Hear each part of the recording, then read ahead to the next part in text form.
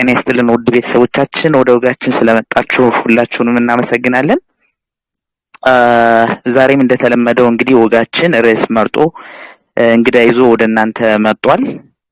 የዛሬ ርዕሳችን እንግዲህ በማህበራዊ ሚዲያዎቻችን ስትመለከቱት እንደነበረው ድባቴና የስነ ልቦና ሕክምና የሚል ነው። እንግዲህ ድብርት ወይም ዲፕሬሽን ሁላችንም የሚመለከት ርዕሰ ጉዳይ ነው ብዬ አስባለሁ። ከሱ ጋር ተያይዞ በስነ ልቦና እይታ የስነ ልቦና ባለሙያ ጋብዘን ስለ ድባቴ እንወያያለን። እናንተም ቤተሰቦቻችን ሀሳቦቻችሁን ታነሳላችሁ፣ ጥያቄዎችን ትጠይቃላችሁ።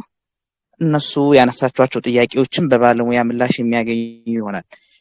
የዛሬ እንግዳችን እንግዲህ ወይዘሮ ሰብሪን አህመድ ትባላለች። ወይዘሮ ሰብሪን የስነ ልቦና ሕክምና ባለሙያ ናት። የክሊኒካል ሳይኮሎጂስት ናት። ሜቢ ለማስተዋወቅ ያክል የመጀመሪያ ዲግሪዋን በሳይኮሎጂ እንዲሁም ሁለተኛ ዲግሪዋን በክሊኒካል ሳይኮሎጂ ከአዲስ አበባ ዩኒቨርሲቲ አግኝታለች። ወይዘሮ ሰብሪን በስጦታ የአእምሮና የሱስ ሕክምና ተቋም ውስጥ በክሊኒካል ሳይኮሎጂስትነት ትሰራለች። እንዲሁም የተለያዩ ትሬኒንጎችን እንደ ሶፍት ስኪል ትሬኒንጎችን፣ ሊደርሺፕ እና የመሳሰሉ ትሬኒንጎችን በተለያዩ ተቋማት ትሰጣለች። ስፔሻል ኒድ ለሚያስፈልጋቸው ህጻናቶችም በተለያዩ ትምህርት ቤቶች እና ወላጆች ጋር በማማከር እንዲሁም የቴራፒ አገልግሎት በመስጠት ትሰራለች። እንዲሁም እንግዳችን ወይዘሮ ሰብሪን አንድ መጽሐፍ ሌሎች ጋር በመሆን ተርጉማለች። የመጽሐፉ ርዕስ በእንግሊዝኛው ቴምፖራሪ ጊፍት ይሰኛል። እንግዲህ ወደ አማርኛ ሲተረጉሙትም ጊዜያዊ ስጦታ የሚል መጽሐፍም ከሌሎች ጋር በመሆን ተርጉማለች ማለት ነው። እንግዲህ በቀጥታ ወደ ውይይታችን የምንገባ ይሆናል ማለት ነው።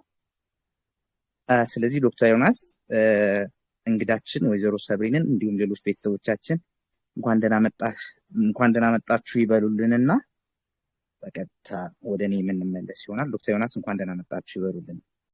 እንደምን አመሻችሁ። እንግዲህ ዛሬ የምንወያይበት አርዕስት ዲፕሬሽን እንግዲህ በጣም ከሌሎች አእምሮ ህመሞች ጋር ስናወዳደር በስፋትም በጥልቀትም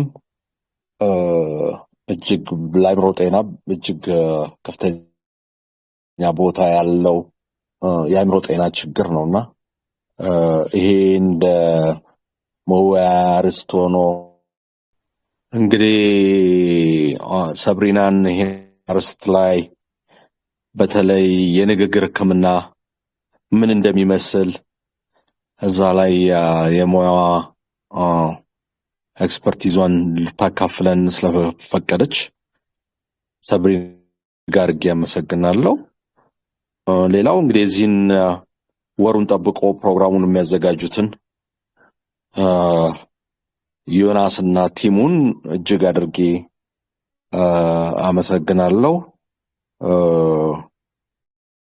ሌሎቻችሁ ደግሞ ጊዜ ወስዳችሁ የስጦታን የዚህን የውይይት መድረክ ወርሃዊ በአእምሮ ጤና ላይ የምናደርገውን የውይይት ፕላትፎርም ለመሳተፍ ፈቃደኛ የሆናችሁትንም እጅግ አድርጌ አመሰግናለሁ። በውይይቱ ታተርፉበታላችሁ ብዬ አስባለሁ። በእኔ በኩል ጨርሻለሁ። ወደ ዮናስ አስተላልፋችኋለሁ። እሺ እናመሰግናለን ዶክተር። እንግዲህ በቀጥታ ወደ ውይይታችን እንግባ። ስለዚህ እንደ መጀመሪያ ላነሳው የፈለኩት ሀሳብ ወደ ቀጥታ ወደ ድባቴ ከመግባታችን በፊት ስሜት ምንድን ነው ወይም ደግሞ በእንግሊዝኛው ሙድ የምንለው ምንድን ነው፣ ከዛ ድባቴስ የሚለውን ወይዘሮ ሰብሪና እንደ መጀመሪያ አንሽልና። እሺ አመሰግናለሁ በጣም ዮናስ፣ እኔንም በዚህ በስጦታ ወግ ፕሮግራም እንግዳ አድርጋችሁ ስለጋበዛችሁኝ መላው የፕሮግራማችን ተከታታዮችም ታዳምጡን ስለፈቀዱ አመሰግናለሁ በጣም። ስሜት ወይም ኢሞሽን የምንለው ነገር ያው ብዙ ጊዜ ኢሞሽን፣ ሙድ፣ ፊሊንግ ምናምን እያል በተቀያያሪ ሁኔታ እንጠቀማቸዋለን። ግን በቀጥታ ስሜት የሚለውን ነገር በእንግሊዝኛው ኢሞሽን ብለን ስንተረጉመው ኮምፕሌክስ ሳይኮሎጂካል ስቴት ነው። ይሄ ደግሞ ከዛም ደግሞ ሰብጀክቲቭ ኤክስፒሪየንስ ነው ወይም ይሄ ውስብስብ የሆነ የስነ ልቦና ስቴት ወይም ሁኔታ ነው። ከዛ ደግሞ ግላዊ ኤክስፒሪየንስ ነው ወይም በግል እኛ የገጠመን ወይም የሚሰማንን ነገር የምንገልጽበት ስነ ልቦናዊ ምላሽ ሊሆን ይችላል፣ ወይም ደግሞ በባህሪ የሚገለጽ ነገር ሊሆን ይችላል። በምሳሌ ለመስጠት ያክል እንደ ፍርሃት፣ ንዴት፣ ደስታ ወይም ፈንጠዝያ የምንላቸው ነገሮች ይገልጻቸዋል ማለት ነው። ወደ ድባቴ ስንመጣ ደግሞ ያው ዲኤስኤም ወይም ዲያግኖስቲክ ስታቲስቲካል ማኑዋል በሚባለው ዲያግኖሲስ በምንሰራበት ወይም በመመርመሪያ ዩኒቨርሳል በሆነው ዓለም አቀፍ በሆነው መጽሐፍ ዴፊኒሽን ወይም ፍቺ መሰረት ስንረዳው ሜንታል ሄልዝ ኮንዲሽን ማርክድ ባይ ፐርሲስታንት ሳድነስ፣ ሎስ ኦፍ ኢንተረስት፣ ፕሌዠር፣ ፋቲግ እያለ ወደ 9 የሚሆኑ ምልክቶችን ይዘረዝራል። የአእምሮ ወይም የስነ ልቦና ሁኔታ ነው።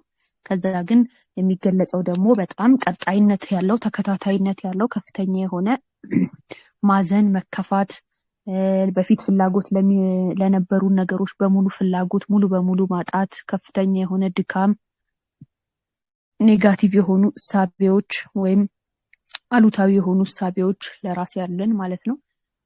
እንቅልፍ ላይ፣ አመጋገብ ላይ ለውጥ መኖር፣ አብዝቶ መተኛት ወይም ምንም አለመተኛት፣ አብዝቶ መመገብ ወይም ምንም አለመመገብ፣ ከዚህ ጋር ተያይዞ በጣም ከፍተኛ የሆነ ከ5 ኪሎ በታች እና በላይ መቀነስና መጨመር፣ ከዛ በኋላ ለእኛም ለሌሎች ሰዎችም ለዓለምም ያለን አስተሳሰብ ቅድም ኔጌቲቭ ቶትስ እንዳልነው ይሄ አሉታዊ አስተሳሰቦች መኖር፣ እንደዚሁም ተስፋ መቁረጥ ሆፕለስ መሆንና ራስን አጥፋ የሚል ስሜት መሰማት፣ ይሄም ለተከታታይ 15 ቀን መቆየት ድባቴ የምንለውን ወይም ዲፕሬሽን የምንለውን በክሊኒክ ደረጃ ዲያግኖስ ተደርጎ ወይም ይሄ ድባቴ ነው ተብሎ ሊታከምና ሊመረመር የሚችል የዲስኦርደር አይነት ወይ ስሜት መዛባት አይነትን ድባቴ እንለዋለን። እሺ፣ እናመሰግናለን ወይዘሮ ሰብሪ ለሰጠሽን ማብራሪያ። እንደ ሁለተኛ ላነሳ ያሰብኩት ሀሳብ እንግዲህ ህመም ሲባል ለዛ ህመም የሚዳርጉን የተለያዩ ምክንያቶች ሊኖሩ ይችላሉ እና በተለይ እንደ አእምሮ ህመም ደግሞ ብዙ ምክንያቶች ሲጠቀሱ እንሰማለን፣ በአንድም በተለያየ ምክንያት። እንደው ድባቴስ አንድን ሰው ለድባቴ ወይም ለዲፕሬሽን የሚዳርጉ ምክንያቶች ምን ምን ናቸው? እስፔሻሊ አንቺ እንግዲህ በስነ ልቦና ኤክስፐርት ስለሆንሽ ስነ ልቦናዊ የምንላቸው ምክንያቶች ምን ምን ናቸው? ርዕሳችንም በሱ ላይ ስለሚያተኩር ማለት ነው። እነሱ ምክንያቶች ምን ምን ናቸው ሰብሪ?